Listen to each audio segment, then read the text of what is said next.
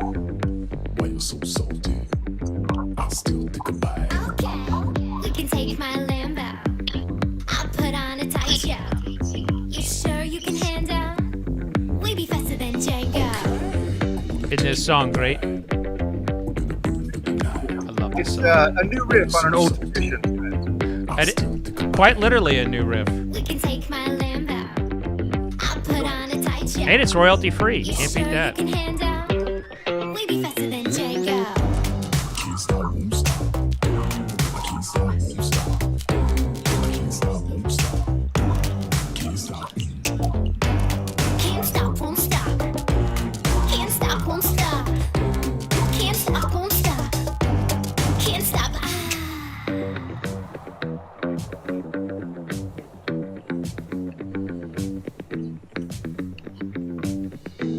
Okay. Take you on the ride. We're gonna burn with the night. Why you so salty? You sure you can handle? Okay. We can take my Lambo. I'll put on a tight show. You sure you can handle? We be faster than Django.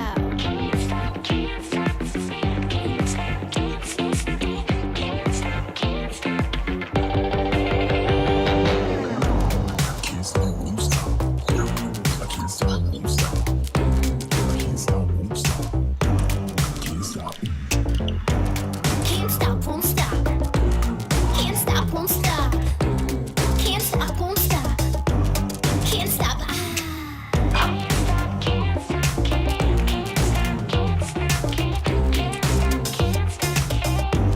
Can't stop.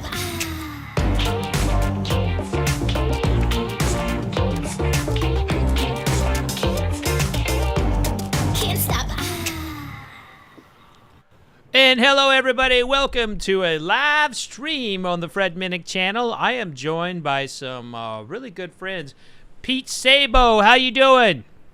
Doing great, doing great.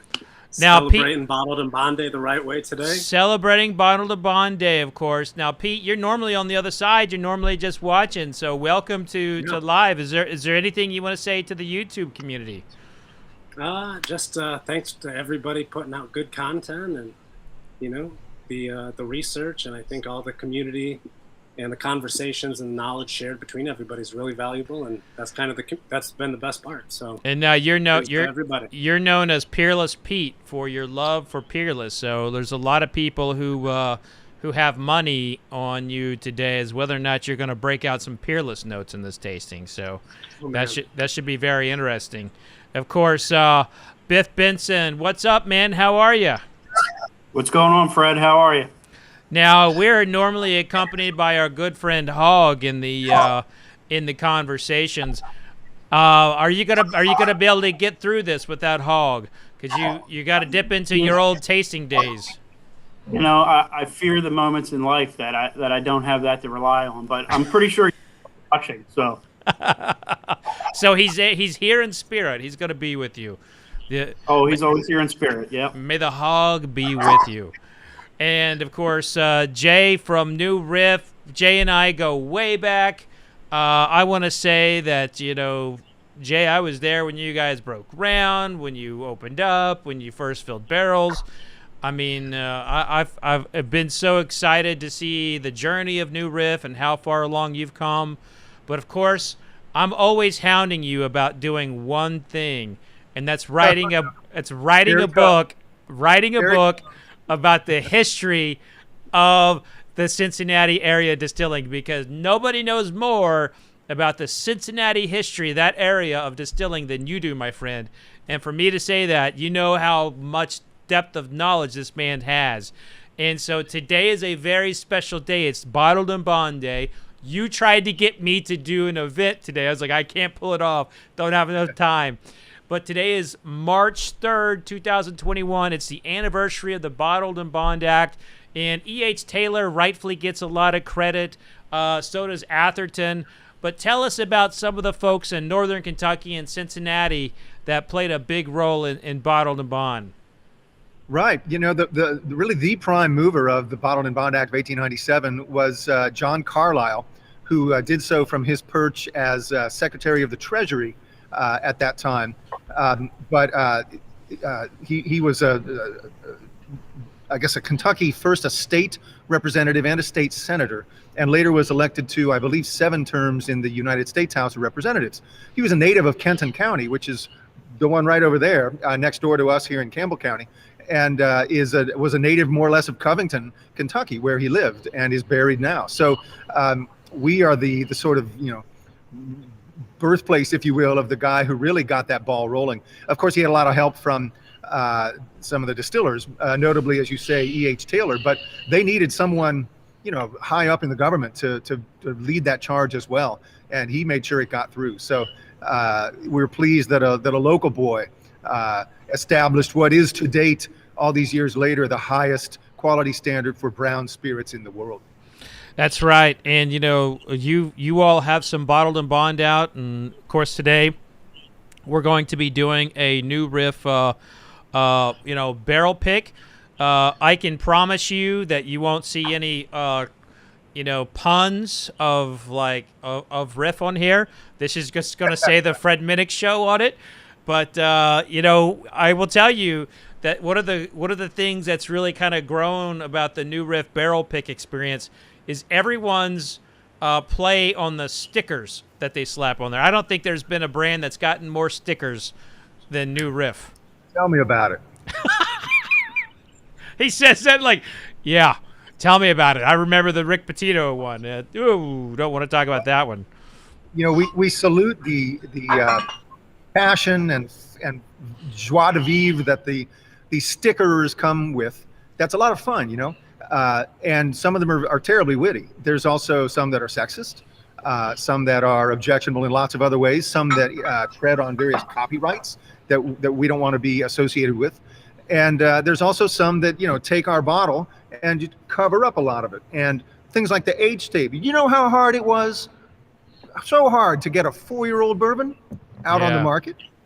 It's like having 2 babies, Sorry, women of the world. I've never had a baby. I'm a father, but not a mother. But it looks pretty painful. We're so proud of that age statement, and people cover it up. So we enjoy the fun that people have with them, but we do wish that people would not harm our own brand and branding and stuff. There's enough space on the back of our bottle to put a modest sticker of tasteful design, and we encourage folks to do that. Absolutely. Will, I am with you on that. I am in the camp. I've never really been a sticker fan. I mean, people do them. Pete, you do a lot of the barrel picking. What do you think of the stickers? I think it is basically consumed itself now, where you can just get a cool sticker, tap on nostalgia, intellectual property rights, get rid of, and it just hypes up and throws pricing way off. But I think New Riff, I think they've done really well with it. And I understand the stress of having people say whatever and slapping it on your bottle irresponsibly. That's nervous. But I think for the most part, you guys have really fared well with it. And I know some of them have been a little more famous and spicy than the others, though. Now, Biff, are you a sticker guy? I mean, I actually don't know your background with stickers. No. I try not to let the shiny stuff distract me. But I mean, you can't help but have your eye drawn to something that's clever or riffy. So. Well played. So, I am very excited about this. We have 3 Kentucky straight bourbons here to taste. We've got barrel 170743. This is distilled February 3rd, 2017. We've got barrel 163449, distilled December 6th, 2016. Oh, my. And then we have barrel 170126, January 6th, 2017. That's my parents' anniversary, January 6th. So that's my birthday. Oh, what a great day. We should pick that one. I mean, right? Just right off the bat. It's got like a good... So let's just all kind of look at the color here. Fred, what order do you want to taste these in? I tell you what, these are your babies. I would love to know. Let's go with your however you want to do it. However you want to do it. Well, just for the sake of simplicity, we could go in numerical order. So beginning with the 16 and then 126 and 73. So We also could work backwards in age, although the discrepancy in age here is consequential. sounds good. So we'll do it numerical then. So we'll start Okay. with 3, 4, 4, 9. And by the way, everybody, we will all get a new Riff tattoo on our backside when this is all done to like celebrate the new Riff tradition here with the Fred Minnick Show barrel picks. Biff, are you Fred, down for this? Fred, if you get a tattoo, just make sure it doesn't cover up your age statement. Yeah. Yeah. You're assuming we don't already have that. Listen, my age statement's in the fat roll. All right, here we go. Just for all the viewers at home too, let me try to ASMR. Is that what that's called?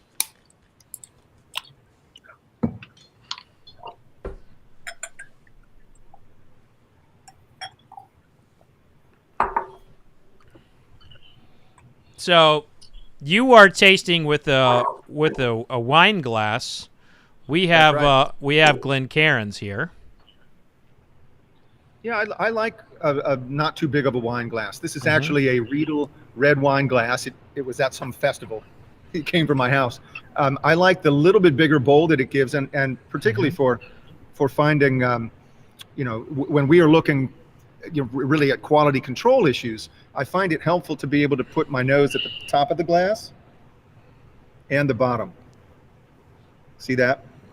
That's a great exercise there. This You is. know- I like the Glencairns too. I'm good with those, but this is what I use at home all the time. The glasses that you all use in your tasting room, though, they're not Glencairns. They're stemless, right? They're just kind of like. Yeah, they're we call them the mini Glencairn. They're not actually. They don't have the bottom, that little Yeah. that base that the Glencairn does. And we use them in the tasting because we're pouring a very small, quarter ounce or something like that in tastings, and that's a very appropriate size for that little kind of a glass. But I find that glass too small actually if you're really dramming or if you're really trying to qualitatively assess the whiskeys. I don't use those personally. It's a cute little glass though, with the new Riff logo. It is. I do like it. I got a couple of them. All right, so I'm in the nose. It's smelling pretty. I don't want to fill anyone's heads with taste. No, we can bottle this at cask strength, unfiltered, all that stuff, right? Yes, that's the only way it could be bottled. Okay. Our single barrels are in a glass that is embossed, barrel proof without still filtration. Great. So as to what the proof is on these, I don't know, but it's probably in the range of maybe 105 to 110. Okay. The barrels currently that we're working with in our timeline, as it were, happen to have been stored on somewhat lower floors in the rick house, and so they have lost a little bit of proof from the 110 barreling proof that we use. So we're seeing stuff usually in the 104 to 108 range. What do you think of the nose, Pete? Biff? First off. I get a pretty sweet, and I think it's just because of the barrel bourbons and new Riff picks that I've tried. I always get this like cake, and it's just, to me, I always get a sweet cake. Sometimes Okay. it'll have a different caramelized sugar cake. So that's just, I think that's my bias coming into it, but I always appreciate the sweetness, and I think it kind of interacts with the wood a little bit better. Now, in tasting with you, Biff, you've got quite the nose coming from the wine side. Yeah, I agree. And actually, it's funny, I was going to ask you because I got into a discussion with somebody that we mutually know and may have mentioned about nose versus everything else, especially when it comes to like a pick. And I tend to like be a super nose guy, and I'm like always nosing. And I might weigh, like I think I'd rely heavily on the nose more so. And the discussion was, is it fair to, do you put all three components equal, or do you kind of put the nose a little bit and then the rest of the profile's heavier? I'm just kind of curious. Because to me, I'm hugely into the nose. Jay, where do you stand on that? What's when you are selecting, what is most important to you? Nose, palate, finish? Well, speaking personally, I have always really enjoyed the aromatic side of whiskeys. Scotch, back to those days when I was a Scotch buyer and things like that. The nose is really important to me on a personal level. I don't greatly enjoy a whiskey that's got a great and unfolding nose. It's one reason why, if you just noticed, I added a little bit of water. Our unfiltered whiskey opens up and additional aromas come out when you hit it with a little bit of water. That's how we routinely evaluate on our quality control panel. But on that QC panel, we insist, especially that a single barrel be excellent in all phases. We're not looking for the sweet ones or the honey ones or the spicy ones. We accept that our whiskeys would fall anywhere on that kind of a continuum. But we do insist that it's got a solid nose and a solid palate and a solid finish and good texture. We don't say, well, we picked this one because it's got a great aroma. I don't know about the rest of it, but the aroma's great. No, it's got to be excellent in all phases. And that's what makes the cut for a New Riff single barrel. Happily, though, because of how we barrel our whiskey, we get a much wider range of flavors than is the norm in single barrel bourbon. And it's not even something really that we planned that way. To our distillery, Fred, you remember the gauging room, the gauge tanks, they're not large. They are large enough to hold the output, the spirit, it's about 750 gallons, of one distillation only. And so we distill a fermenter full of whiskey, it goes in that tank, we cut it and it goes in the barrel. The next fermenter, that gets distilled, that goes in the tank, that gets cut, and that goes in the barrel. So what happens is, more or less discreetly, each fermenter is barreled from the next one. And that means that 4 years later, these barrels here not only express the difference between that barrel and that barrel and that barrel, but between that fermenter and fermenter and fermenter. And each fermentation is a little different. This one is really sweet, this one is spicy, this one is dry, this one's not really ready yet, this one is oaky. We get a real range that way. And so if there is a preference for something sweet or something dry or something spicy, it could fall anywhere on that continuum from a given fermenter. So we have questions coming in. Mark asks, is this better than the rye moonshine? I was on Moonshiners last night and tasted the rye moonshine. And yes, Mark, this is better. And as we go to taste, Jay, a question came in from the chat asking when can New Riff expected to be in Virginia? Thank you for asking. I don't know about Virginia yet, I'm sorry to say. We are available in the DC area at a number of retailers, but Virginia is a control state. We work in a number of control states, among them Ohio. It's right across the river. It's my hometown, Cincinnati. And control states come with pros and cons. The con is you feel like you're getting screwed. The pro is they screw everybody the same. And they are actually much better to work with than perhaps one would think.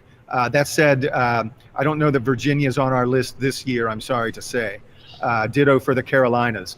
We are, I won't say struggling, but we've got our hands full simply to keep up with the demand in our existing markets. And so we're not going wholesale into a place like Virginia. One issue, too, with a control state is that it's hard. You have to supply the whole state. You can't just say, well, we'll go to this market. We have to have enough that the state of Virginia can reasonably spread it around, or the state of Virginia won't be very happy. So there is a problem that way, I guess.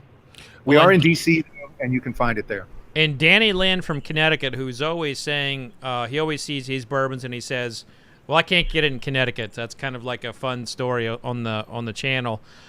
He says, thank you for coming to Connecticut. And everybody, I want you to kind of keep your thoughts to yourself on the barrel pick, so that way nobody really influences another over what we are tasting. I can definitely say that this first one out of the gate was very pleasing, and I'm excited to see what we have coming up next in barrel 126. And now Jordan Bishop asked you the question, Jay. What's the advantage of going into the barrel to 110 versus 125? Yeah, great question, Jordan. Thanks for asking. That was an early, qualitative decision that we made to barrel at the lower proof. It does cost us in barrels about 25% more cooperage that we have to buy every year when we distill this much whiskey and we add this much water to go to 110 or 125. Now, if we dilute it all the way to 110, we need more wood. So it's an expensive proposition.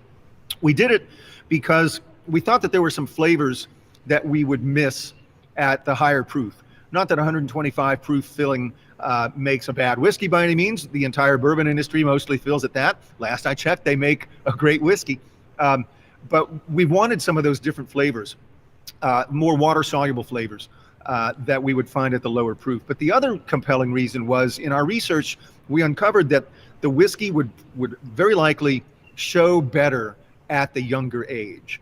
And so that's all what we're all about here. We are a very different kind of 4-year-old whiskey than many people's 4-year-old whiskey.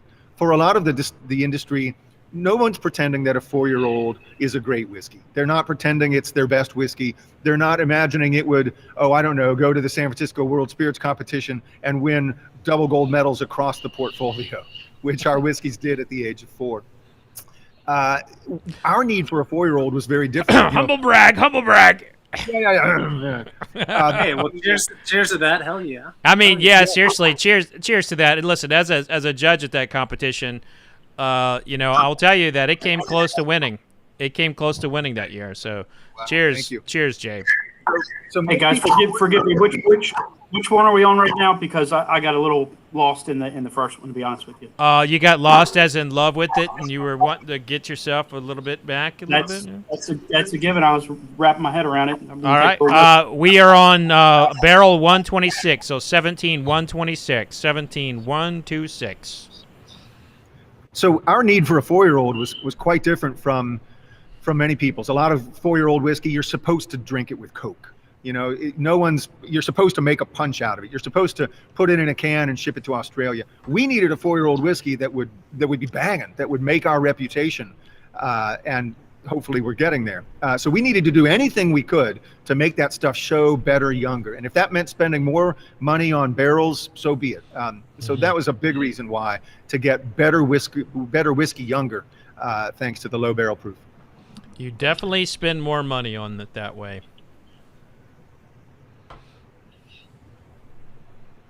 But that's one of the reasons why New Riff is one of my larger parts or percentages of my cellar, because it's another one that I get grief for of, it's too young, and what is this 4-year? And Peerless shares that same young, and you guys are in the same sort of era. And when I've tried your guys' stuff versus a lot of these higher barrel entry proof, and people want to ask me like, well, what's on the nose? And to me, I'm like, I have no idea, because you can't smell anything because it's just burnt off and 15 years old. But not picking on the 15s. I don't want to get sorry. I apologize for anyway. Good 4-year product, I think, is harder to do. So listen, I mean, here's another thing too. Like, and Jay, I mean, this is definitely an expanding conversation we could have. But if you take a look at what's happening in the brokerage market, there's a lot of like 15-year-old stuff coming in getting out there, and then there's a lot of things 2 to 3 years old that you can buy on the brokerage market, but there's not a lot of 4 to 6-year-old.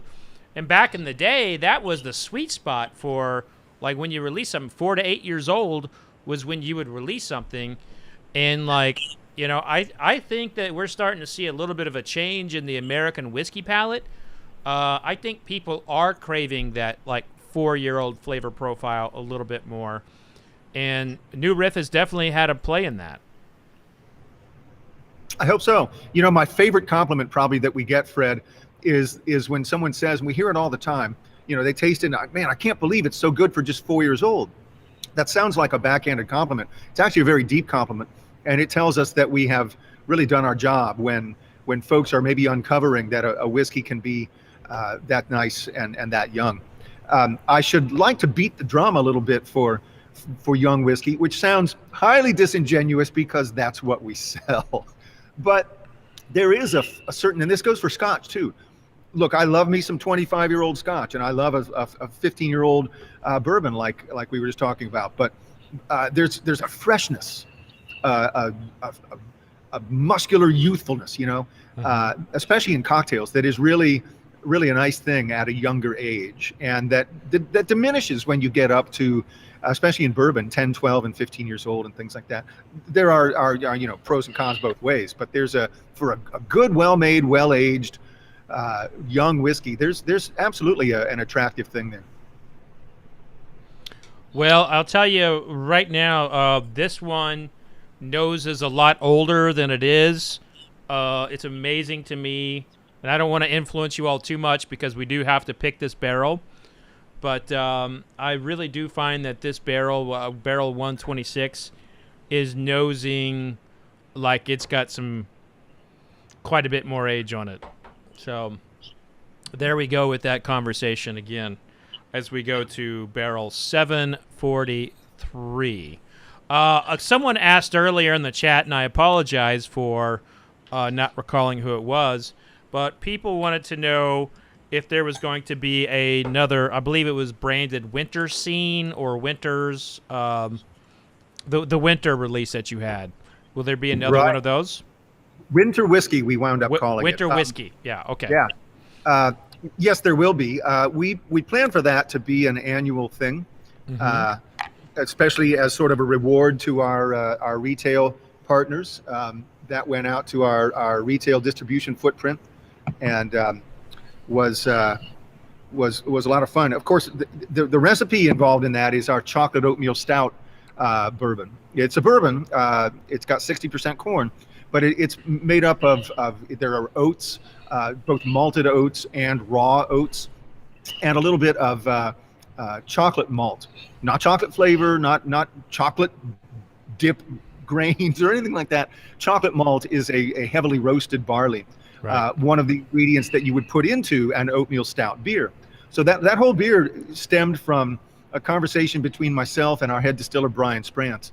And he and I are probably the principal whiskey creators at New Riff, and bounce ideas around.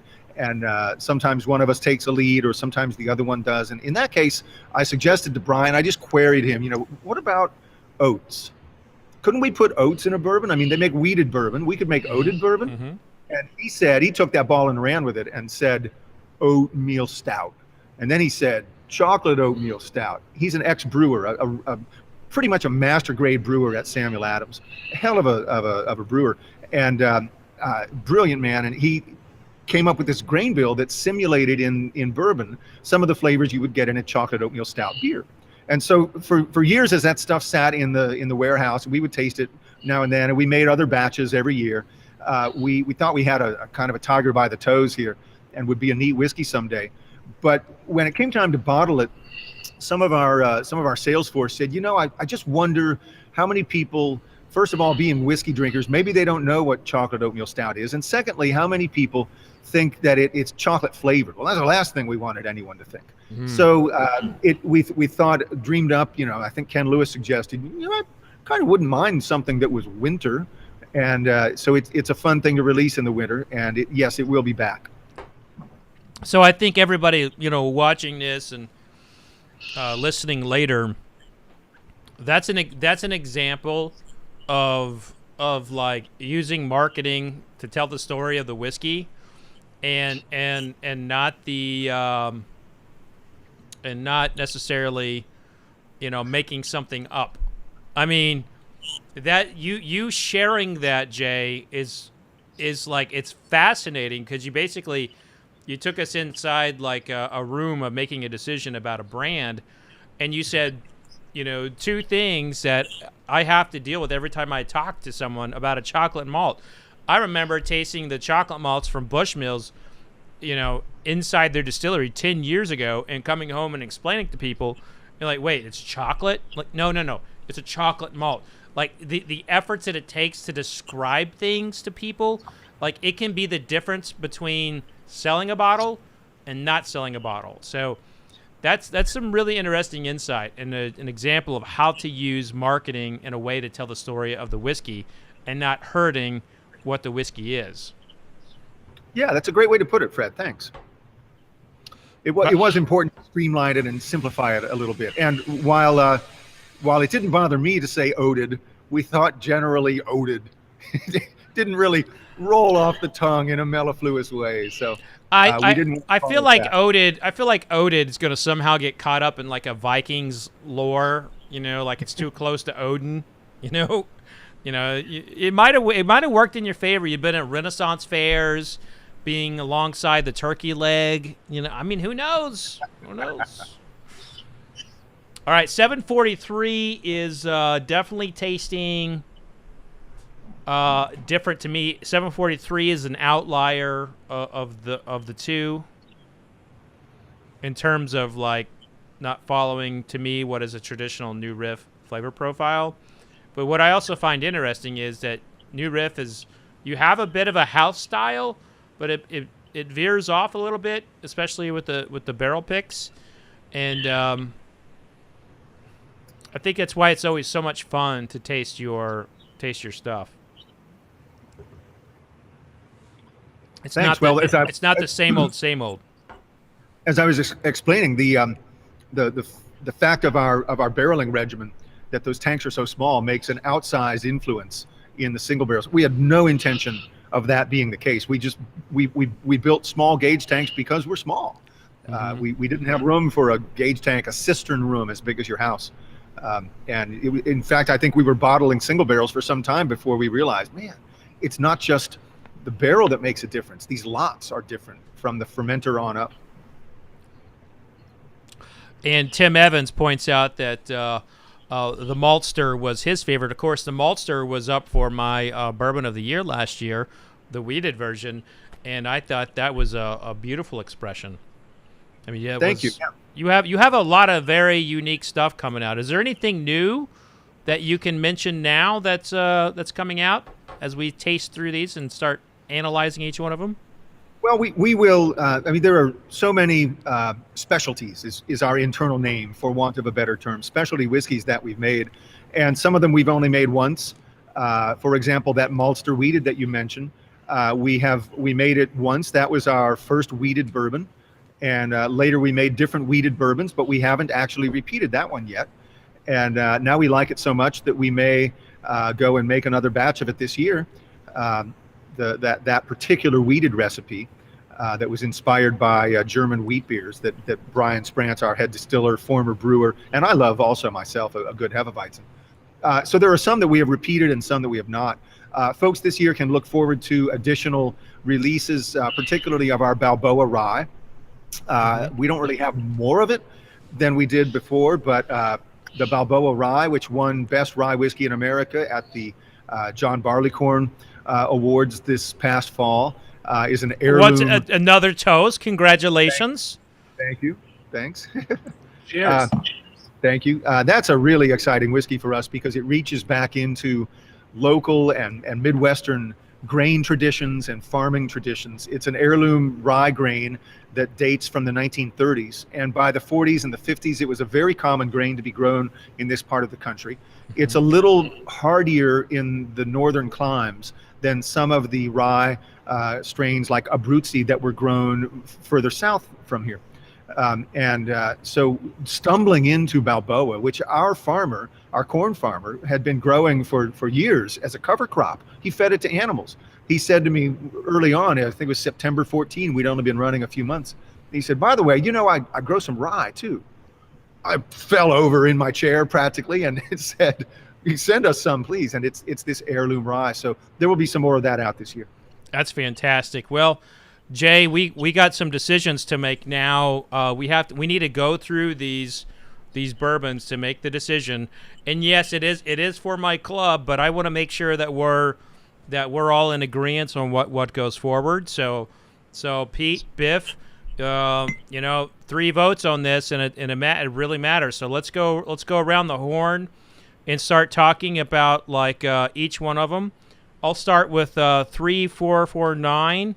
I found 3449 to be some rye toast with a pat of butter and then kind of some smokiness to it. Like it was kind of like a back and forth of this buttered rye toast and some like a charred marshmallow. It was a very it was a very fascinating example of how smoke can like fit into an American whiskey, but not overpower it. Pete, what was your thoughts on 3449? I really liked this one, and I think only one of them stood out to me as like, well, I know which one is not like the other, or not as favorable as the other two.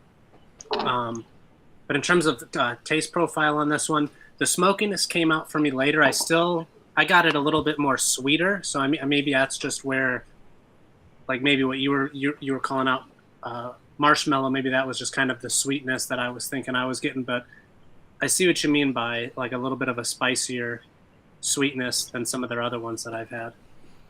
Well, Biff, are you able to apply some of those old school sommelier wine level tasting notes to this one?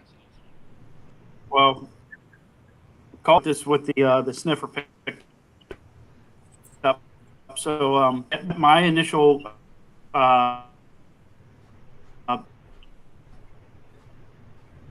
We're losing. I think we're losing Biff. Are you all hearing Biff?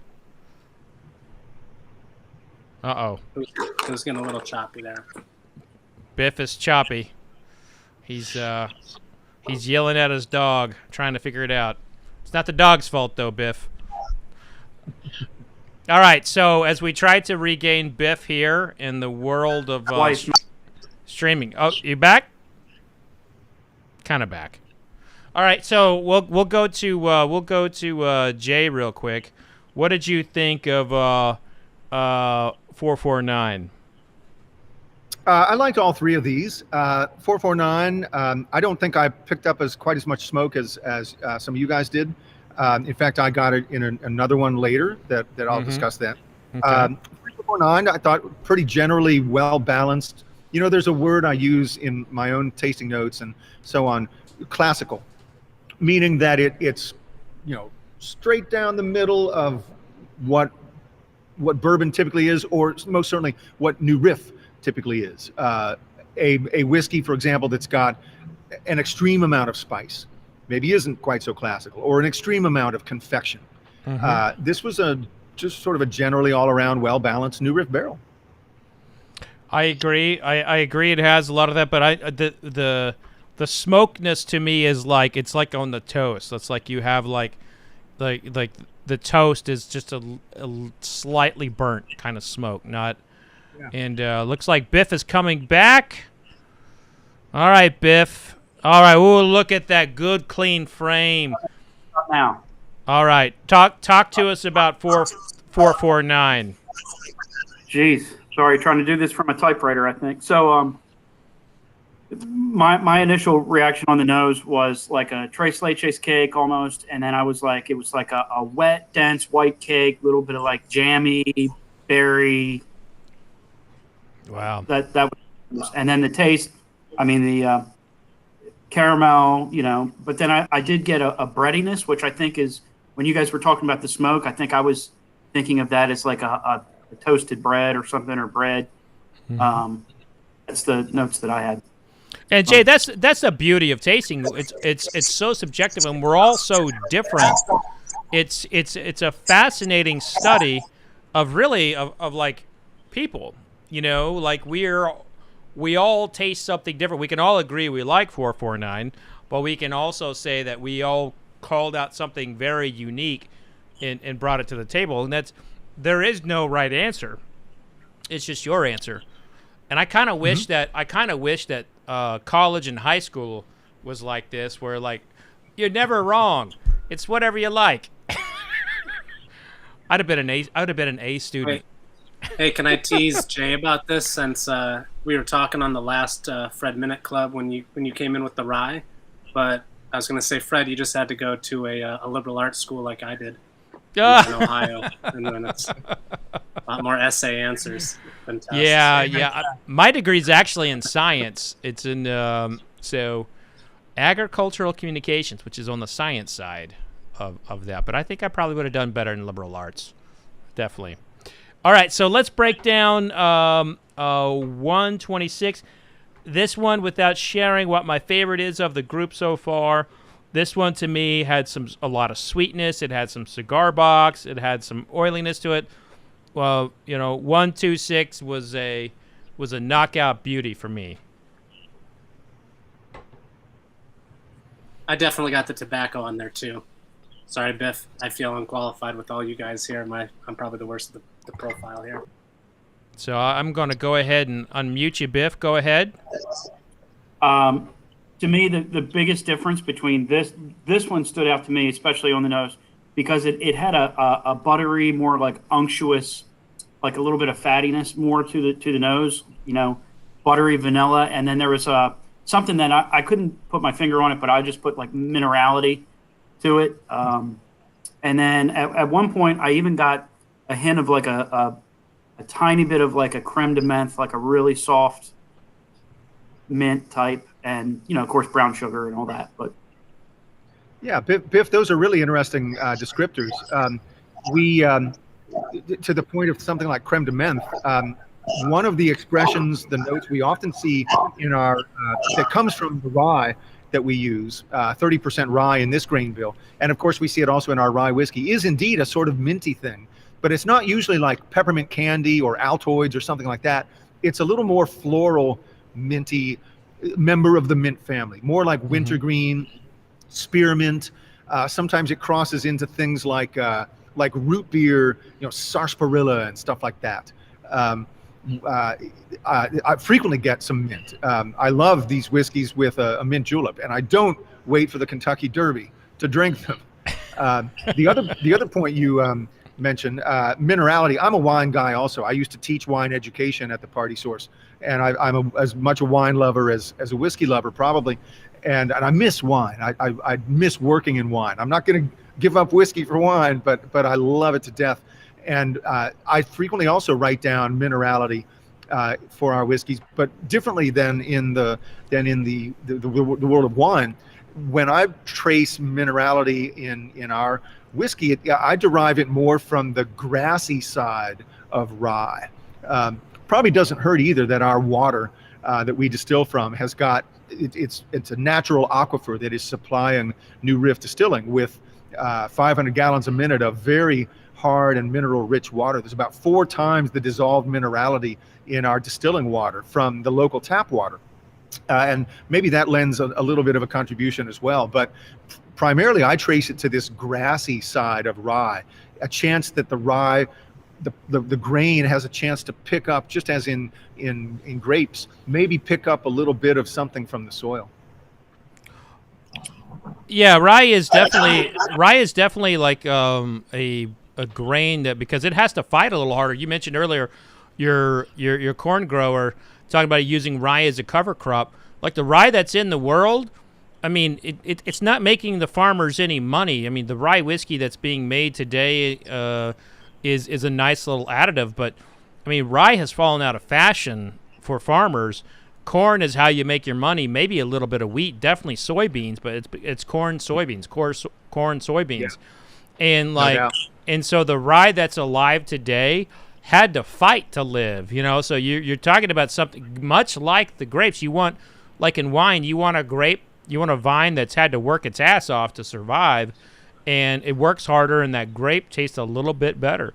So I think that's a great call out on the minerality. And I will also say minerality is also for those who are watching, can often be a note that you find in Dusties. It's called a little bit of a dankness, but it's like it's very, very similar. And like this does have a little bit of also kind of like an old Dusty, like a 1955 old granddad kind of like note to it in there. But fascinating discussion here, and definitely Biff, I'm glad you were able to get the internet working back as we go to 743 to give our final assessment on that. But this has been so much fun here as we're going into the final round to make our choice.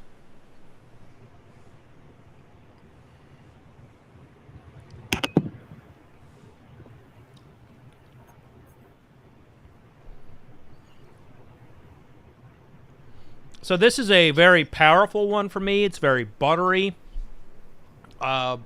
It's like there's like a jalapeno and like a caramel note happening all at once. It's got like the spice and sweetness kind of back and forth, but there's not any flaws in it. It's very clean, but to me, like this buttery mouthfeel is something that I just keep kind of gravitating toward with it. And I'm a big fan of mouthfeel. And this hits all the marks on mouthfeel. Pete, where are you at with it? So this one was the one that came off as a bit more, I guess, like funkier. I want to say like maybe a little deeper into the sour mash or something, like reacting with the wood, where I get more like this. I preferred the profiles of the other two, and I think that's just because going back to like what I've come to, what I love about New Riff so much, that this one's kind of different. And I appreciate that one. But it's definitely it's definitely an outlier. Like I don't get a lot of New Riff that has this mouthfeel to it, and I am in love with mouthfeel, and I'm not saying it's my favorite. I don't want to sway anybody one way or the other, but it's definitely different. Definitely different. And here's the thing, Pete, is I feel like this actually falls in the line of Peerless a little bit. So that it's kind of shocking to hear you say this, because it has that very similar on the approach on the palate. Yeah, I see what you're saying there, but to me it's just straying a little bit from what I was expecting, I guess. So I got spoiled by the first two, and I came in here looking for something, and it well, like we said earlier, there's no wrong answer. Biff, where are you at with this one? I totally agree that it's not anywhere near the other two. Completely different. It's funny because, well, the only thing worse than my internet's my handwriting, but I'll point out that I had brown sugar, vanilla, and then tobacco, and then I said there's like, and I'm just talking about the nose here, which is weird. I picked up almost a little bit of a salinity on the nose, which I definitely didn't get from the others, and that's on the nose. And then the palate completely different than what I was expecting. And you said jalapeno. I wrote down jalapeno. Peppery, cayenne was my initial, like that punch, and then a little leather and some other things that I didn't get nearly as much on the others. But yeah, it's definitely an outlier. And to be honest, without going into the who's my 1, 2, 3, this was initially my again, they're all great, of course, but this was going to be my number 3. But now that I've come back to it before you guys started talking, and now your brain plays tricks on you once you hear other things and you pick it up. But I'm really starting to dig this one, frankly, but more so than the run through. But it's definitely different than the others. For sure. All right, Jay. These are your babies. Tell us what you think about this particular child. On 743, I concur completely with the mouthfeel.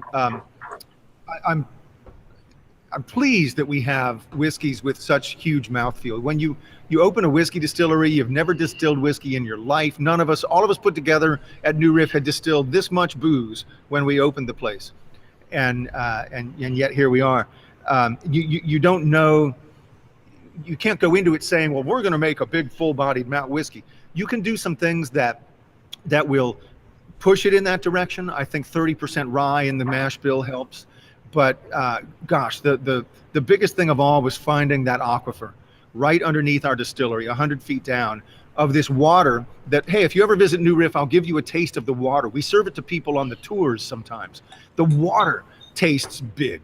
It's a big mouthfeel of a water. It's this big, broad-shouldered kind of water. You taste it, it's like, man, that water's really got some flavor. I'm sure that is the beginning of our broad and full-bodiedness that we so enjoy, and that I know Fred likes. That's coming out in spades in 743. I see where Pete is going with some of his comments, and Biff too. I run across whiskeys like this sometimes, and I don't think there's anything, shall we say, out of spec or anything with this barrel, but it definitely goes to one sort of end of the spectrum in terms of some of those more sort of grassy rye-derived flavors. I also wonder too if we are experiencing a little bit here, because these have been bottled for, I mean, I've had my set of these samples for about a week or 10 days or something like that. Our whiskey, being unchill filtered, reacts, in my experience, and a lot of people's experience here, reacts quite powerfully with a little bit of air and a little bit of time. Case in point, I was tasting 4 rye samples yesterday, and they had a very unusual flavor, like buttered salty popcorn or something like that. Just really odd, and it was okay, but it was not typical New Riff rye. I let them sit overnight. I tried them again this morning, and bang on. That's New Riff rye all the way. All the spice and everything that we've come to expect from that. So when you are here doing a barrel pick and tasting things right out of the barrel, it is in a very different state than when it's been bottled. I sometimes hear from consumers or friends of mine that say, you know, I came back to it a week later and it was delicious. Whereas when they popped that bottle for the first time, it was different. Maybe to carry on with Biff's wine background as well, there could be a little bit of something reductive in there, that just as wines need a little bit of time or change with a little bit of air and so on, you decant that 1971 Barolo before you drink it, that kind of thing. Perhaps our whiskey does as well. So I wonder if you guys might be experiencing a little bit of that. And if you come back to these samples in tomorrow or 5 or 6 days from now, you might find that they have shifted a little bit in their EQ profile, if you will. Well, and Jay, that's a little bit into the whiskey maker's psyche as well. Like you have to taste a barrel and its progression, and you have to know when it will be best to bottle. And a whiskey taster is very different than a whiskey maker. The whiskey taster is just judging the end product. You are having to judge what you're going to put your name on. So it's a very different mind process of tasting, and so that descriptor is fantastic. Thank you. But that said, well, give us a like a percentage of how much these whiskeys will change to when they're bottled.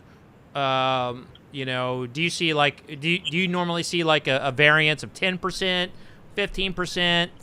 I've tasted some where like the ones that make you like cut it down to like 90 proof or something like that. I mean, you can't.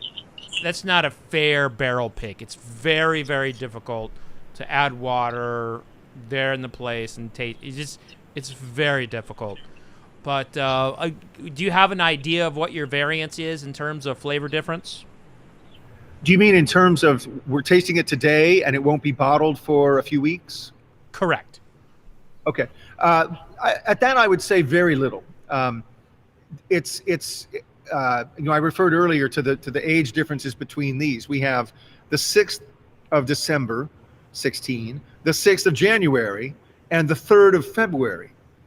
That's 2 months total between them all, an inconsequential amount of age. That's not the difference in age here is not really a big factor. There's a very small evolution, and one would be hard pressed to see it pulling these samples today and a sample the day before we bottle it. But like us not, Fred, this will be bottled toot sweet. We pulled these samples the same day. It was again a couple of weeks ago. We sent these out to you. They will probably be bottled quite rapidly. We have a hard-working, butt-kicking, barrel-rolling, bottle-stuffing bottling line that can crank these things out. We bottle, up to 15 single barrels in a day, and we've done so many of them and such a large percentage of our output is as a single barrel, comparative to other distilleries, that we've gotten pretty good at it. And we hear from retailers all the time when they take a private barrel order and they say, well, I'll take barrel 3. What's the timeline on that? Expecting that it might be 6 months or 9 months or a long time, because so much of the bourbon industry is really behind the 8 ball right now. And we are, I guess, small enough and deft, nimble enough that we tell them, well, it's going to be there in, it's really down to the distributor, like, I don't know, 3 weeks. 3 weeks? Are you kidding me? That's amazing. and Yeah. we just get it done fast and get it out to our distributor.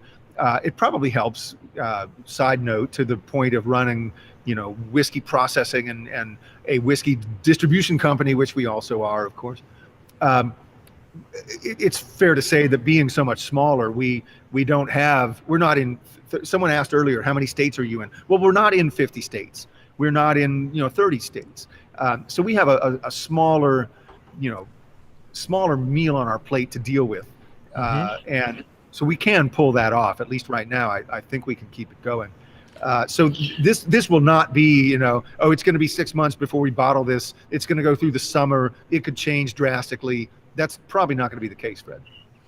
Well, I think the whiskeys have changed as we've let them sit out, and maybe we've changed a little bit as we've sipped a little bit. But I have my clear cut number one, and then I have one that I would not like to see, but there's two in here that I'm ready to bottle right now for the club, Pete and Biff.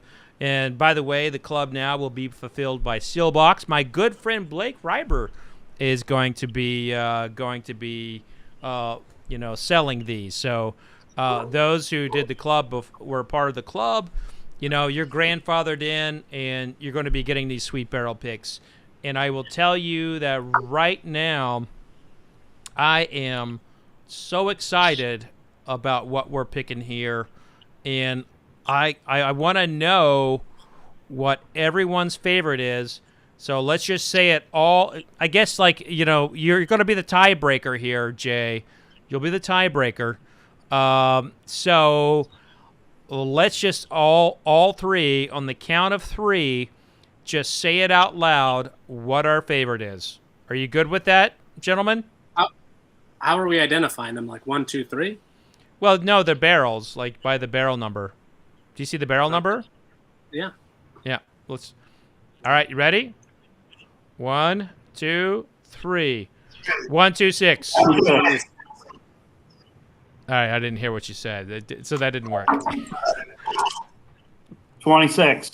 26? You're 26. All right, so it's unanimous. We all picked 126. Yeah.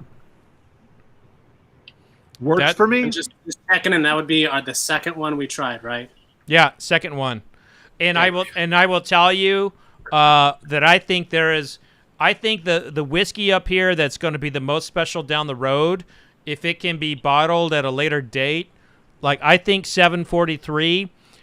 Jay, I think what you have in that, and I've tasted barrels through their progression.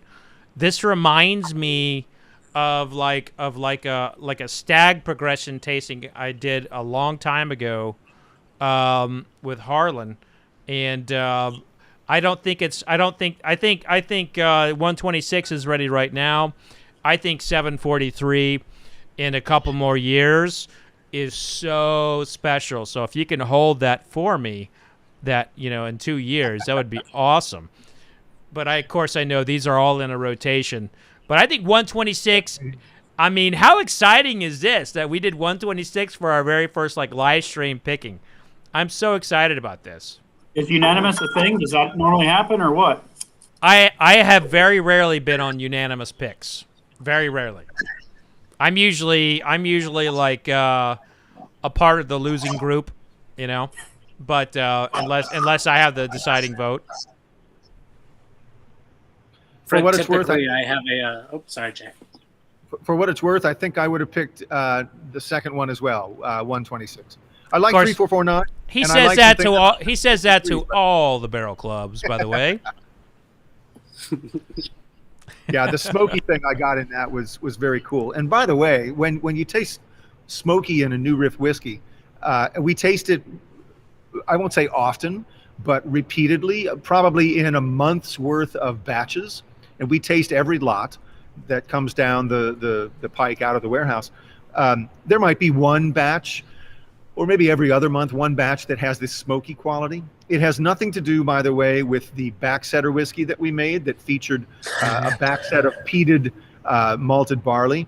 That was a one-time thing that has nothing to do with that. I cannot explain to you where this smoky element comes in New Riff whiskey. It may well be a factor of that attention that we pay to the single fermenter that gets eventually barreled. But we have seen over the years repeatedly that smoky is it's a part of the New Riff tasting lexicon. It doesn't happen often, but it happens repeatedly. And I don't know where it comes from. You would think that it's, well, that barrel company or that cooperage, but we see it in both of our coopers. I don't know what it is. Well, that's amazing. That's absolutely amazing. And as we kind of close out, because Jay, I know you've got a family to get to, as do I, and Biff and Pete have got stuff to do as well. But I mean, the nuances and the variances that New Riff provides in such a short amount of time, to me, it is. I think that's one of the greater stories with New Riff, is that New Riff it's doing, you're not doing flavoring, you're not doing blending, you are creating your own stuff, and you have a variation of flavor profiles based on grain, and it's fascinating to see what you've been able to do in such a short amount of time. Thank you, Fred. I appreciate that. All right, well, everybody, it was great having you on. To everybody who joined us live, thank you so much. If you haven't right now, click the subscribe button, click the like button, all the things that you're supposed to say when you're on YouTube. But I want to say a big shout out to my guest, Biff Benson, Pete Sabo. You all have been fantastic. Great tasting with you all. And thank you both so much for the support in the past year, being a part of my YouTube channel, and also supporting, the Whiskey Club. That support means the world to me. Thank you so much. Cheers. Thanks, An honor. And Jay, look, man, we've had such a good time over the years, but tonight was special for me. As always, you're like, we always have like a good time. But you have got to get off your ass and write that damn book about Northern Kentucky distilling and Cincinnati whiskey history. I didn't even tell you I was going to do what I did earlier, but you knew I was, because every time we see each other, I'm on your ass about it. Well, And you'll be pleased to know I am beginning that process and actually writing a sort of an encyclopedia entry for the history of Newport that involves whiskey history in Newport. So baby steps, Fred, baby steps. It's a start. It's a start. And if your degree was not in English and all this literature, I would not be on you so hard. But man, listen, it's always a great moment to spend a time with you, Jay. Thank you so much. For wherever you're watching, thank you for joining us. And remember, when we drink this together, life is always better. Cheers. Cheers. Thanks, Fred. Cheers, my friend. Vodka sucks, by the way.